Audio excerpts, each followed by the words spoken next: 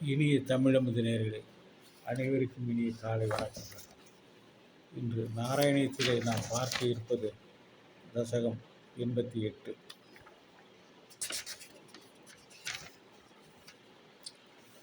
சந்தான கோகுலனுடைய வரலாறு. குரு இறந்த குருபுத்திரனை நீ மீட்டு வந்த செய்தி அறிந்து உன் தாய் தேவகி கம்சனால் கொல்லப்பட்ட தனது 6 குழந்தைகளையும் காண வேண்டும் என்ற விருப்பத்தை உன்னிடம் கூறினார்.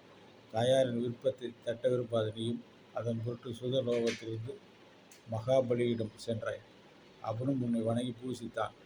முன்பு மரிஷி மகரிஷியின் புத்திராக ஜனித்த பிறகு பிரம்மதேவனின் சாபத்தால் இரண்யகசிபின் புத்திரர்களாக தோன்றி அந்த ஜென்மம் கழித்த பின் அவர்களே வாசுதேவருடைய பிள்ளைகளால் மீண்டும் பிறந்தபோது கம்சன் அவர்களை கொன்றான். இப்பொழுது சுதலத்தில் இருந்த அப்பிள்ளைகள் அழைத்து தேவனிடம் காண்பித்து மீண்டும் அவர்களிடத்தை அனுப்பி வைத்தார்.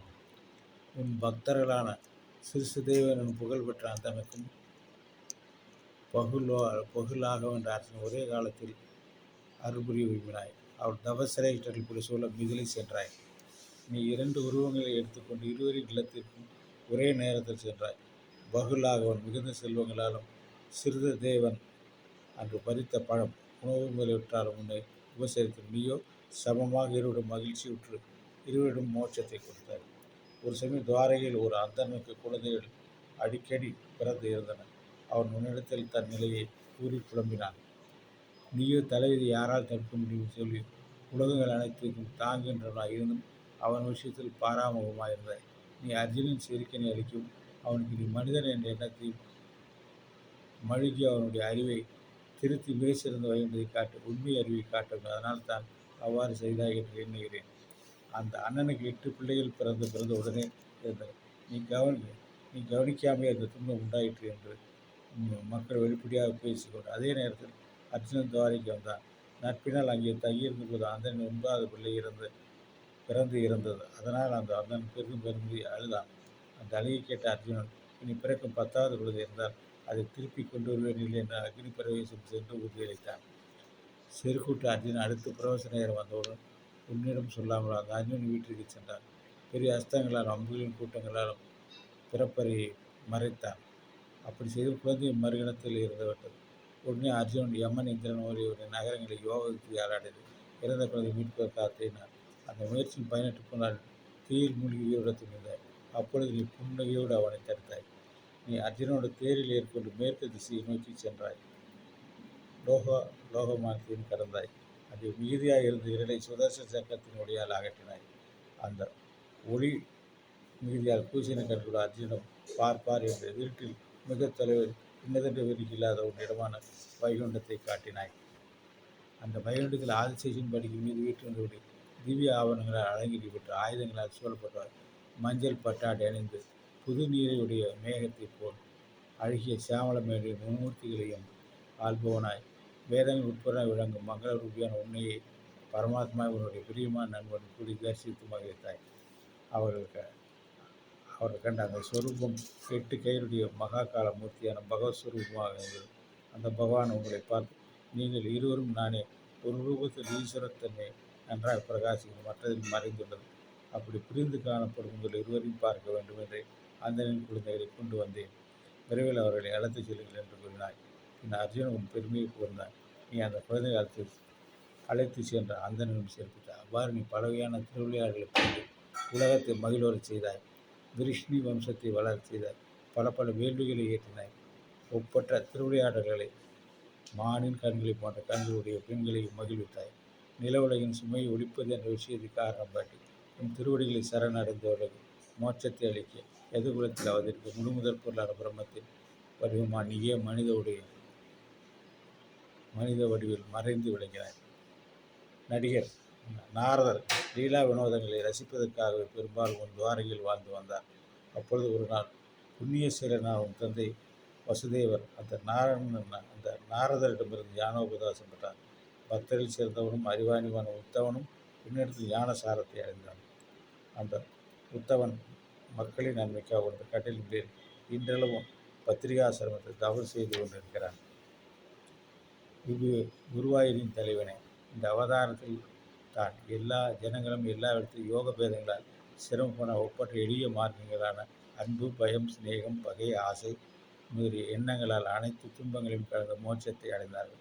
அத்தகைய புகழ்பெற்ற இந்த கண்ணன் அவதாரம் சிறந்து விளங்குகின்றது. அப்படிப்பட்ட சிறப்பு வாய்ந்த நீயே எல்லோருக்கும் துன்பங்கள் நீக்கி பக்தியின் அறிவுரை வேண்டும் என்று நாராயண பட்டத்துக்கு அந்த சாட்சியார் அந்த கிருஷ்ண பகவானை வேண்டுகிறார். கிருஷ்ண பகவான் அடியில் நானும் எழுந்து நடக்கக்கூடிய அளவு சக்தியை தருகில் என்று அந்த கிருஷ்ண பகவானை விரும்பி வேண்டுகிறேன். நன்றி, வணக்கம். தசகம் 89. விருகாசுரன் வரலாறும் பிருகுவின் ஆய்வும். லக்குமியின் தலைவனை, இவ்வுலகில் உன் பக்தரிடத்தில் செல்வம் விரைவில் உண்டாகுவதில்லை. ஏனெனில் அது பக்திக்கு தடையான செருக்கினை ஒன்று முன்வதால் தான் அவ்வாறு உண்டாவதில்லை என்று எண்ணுகிறேன். அமைதி இல்லாதவருக்கு அமைதியும் கொடுத்து அதன் பின்னர் விரைவில் எல்லா விருப்பங்களையும் அளிக்கின்றாய். உன் பக்தர்களை நீ கைவிடுதல் என்ற பேச்சுக்கு இடமில்லை. பிறகு சீக்கிரமே மகிழ்ச்சியும் சிரமம் அடையும் பிரம்மன், சிவன் முதலியவர்கள் சிலர் தங்கள் குணங்களுக்கு தகுந்த வழிபட்டு தொலைநோக்கு பார்வை இல்லாமல் வீழ்ச்சி அடைகின்றனர். ஐயோ, இது பெருந்துன்பமே. இதற்கு விருகாசுரன் தகுந்த எடுத்துக்காட்டாகிறான்.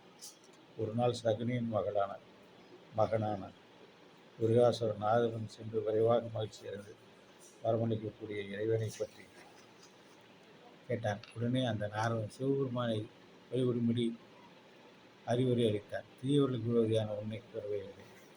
அந்த விருகாசுரனும் கடுந்தவும் புரிந்தார். சிவன் காட்சி தராது 7வது நாள் சினம் கொண்டு தன் தலையை அறுத்து வேள்வி செய்ய நிச்சயித்தார். சிவபெருமான் உடனே அவன் எதிரில் தோன்றினான். விருகன் அந்த உலகின் தலைவனும் யார் தலைமையில் நான் கைவித்தால் இறக்க வேண்டும் என்று இயல்ந்ததும் மிக்க கொடிவிதமான வரத்தை பெற்றான். உன்னை பொருட்படுத்த அவருக்கு நல்லறிவு எப்படி உண்டாகும்? பிறகு அவன் வாங்கி அந்த வரத்தை சுவைத்து பார்க்க விரும்பினான். உடனே கூண்டில் வெடிக்கப்பட்ட சிங்கம் எப்படி தன்னை விடுவித்தவன் போல் பாயுமோ அவ்வாறே சிவபெருமான் பாய்ந்தான். சிவபெருமான் இருந்த அச்சத்தால் பின்புறம் பார்த்துக்கொண்டு திசைதோறும் ஓடி திரிந்தார். உலகம் முழுவதும் இந்த காட்சியை பார்த்து ஒன்றும் செய்ய முடியாமல் இருந்தது. அப்பொழுது சிவபெருமான் உலகை நாடி வருவது மிக தெளிவாக பார்த்தனே, நுண்ணறிவு பெற்ற பிரம்மச்சாரியின் வடிவத்தோடு அந்த அசுரனுக்கு எதிர்கின்றாய். அந்த சாகினையாய் நீ நலமா? ஒரு போரில் உன் பேரின் சொல்லை கேட்டு ஏன் திரிகின்றாய்? அந்த வரம் பலிக்காது. வேண்டுமானால் நீயே உன் தலையில் கை வைத்து பாரு என்றான். முன்னான் ஒருவன் தன் தலையில் கை வைத்து போட்டான். உடனே வேறெந்த ஒரு விழுவது போல் விழுந்தான். உன்னை வழிபடாதவன் இப்படிப்பட்ட அறிவு அல்லவா சந்திக்க வருகிறான். சூலமேந்தி ஈஸ்வரன் உன்னுடைய துணை அல்லவா நாட்டுகிறான். பிறகு ஒரு சமயம் சரஸ்வதி ஆற்றின் கரையில் வாழ்ந்து வந்த முனிவர்கள் சிலர் மும்மூர்த்தி சத்துவகுணம் மிகுதியாவுடையவர் யார் என்பதை அறிய பிருகுமுனிவனை வேண்டி அனுப்பினார். இந்த பிருகுமுனியும் பிரம்மதேவன் சென்று அவரை வணங்கி துதிக்காமல் அவமதித்தார். அதனால் அந்த பிரம்மதேவன் முதல் சிந்து கொண்டார். பிறகு சாந்தம் அடைந்தார். அதன் பின் முனிவன் சிவபெருமானிடம் சென்றார். சிவபெருமான் அவனை தழுவ வந்தார். அப்பொழுது அந்த முனிவன், நீ தவறான வழியில் நடப்போம், ஆகியால் என்னை தொடக்கூடாது என்றார். சிவபெருமான் முனிந்து அந்த முனிவரை கொல்ல முற்பட்டார். ஆனால் பார்வை தன் கனவை தடுத்து நிறுத்தினார். கடைசியில் அவன் அந்த முனிவன் முன்னிடம் வந்தான். அப்பொழுது தாமரை போல கண்ணீர்களுடைய நீ லட்சுமியின் வழியில் படுத்துறங்கி கொண்டிருந்தார். அந்த முனிவன் தெரியாமல் உதவியது போல் காலாக வைத்தார். உடனே மகிழ்ச்சியோடு எடுத்து முனிவல் சிறந்தவனை தாங்கள் வருவது தெரியாமல் வழியில் படுத்திருந்த குற்றத்தை பொறுத்தள்ள வேண்டும். காலால் உதவித்தார், அதனால் உன் கால்கள் வலிக்கிறதா என்றெல்லாம் வினவி, உன் திருவடி சின்னம் என் மார்பில் என் நிலையாக இருக்கட்டும் என்றார். அவ்வாறு சரஸ்வதி ஆற்றின் கரைகள் தாழ்ந்த முனிவர்கள் உன்னையே சத்குணம் மிகுந்தவர் என்று முடிவு செய்தார்கள். பின் உன்னிடம் உறுதியான பக்தியை கொண்டவர்களால் மோட்சத்தை அடைந்தார்கள்.